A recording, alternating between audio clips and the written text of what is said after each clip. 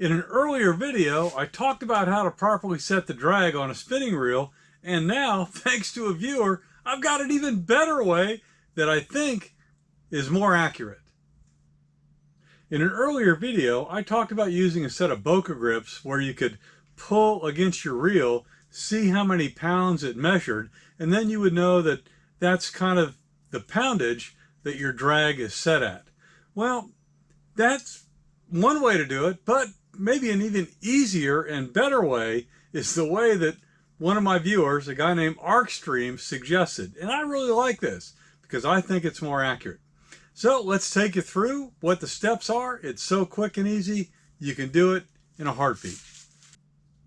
So here's what Arcstream came up with. I think it's a great idea.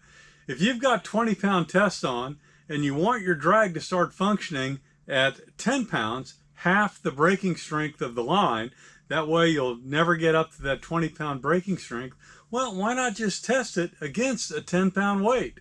You know, tie the line to this, activate it, pull it, and see where the drag starts working, and then you've got it tuned in exactly.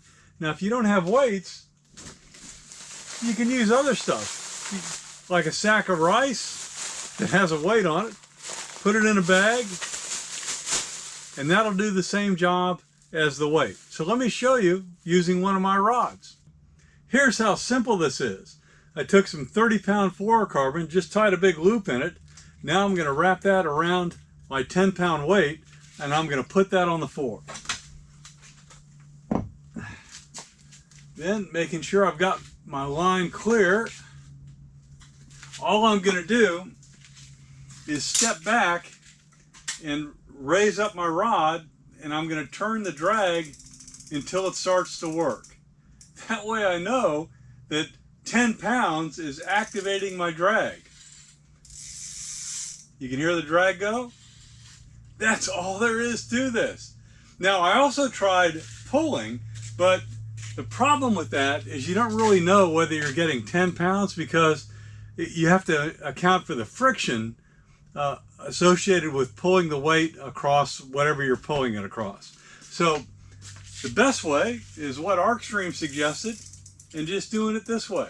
And the advantage of that is it also includes the action of your rod in terms of how it works with the drag on your reel. Again, 50% is what most people set their drags at.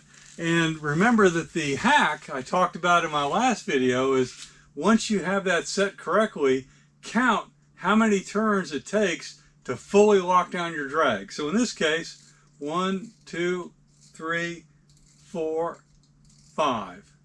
It's fully locked down. And now whenever I want to go set this at 10 pounds, 1, 2, 3, 4, 5. And now I know I'm set correctly.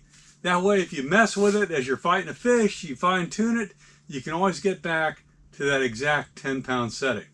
So what do you guys think of this idea? I think it's great. Thank you, Arcstreams. Comments? Throw them down below.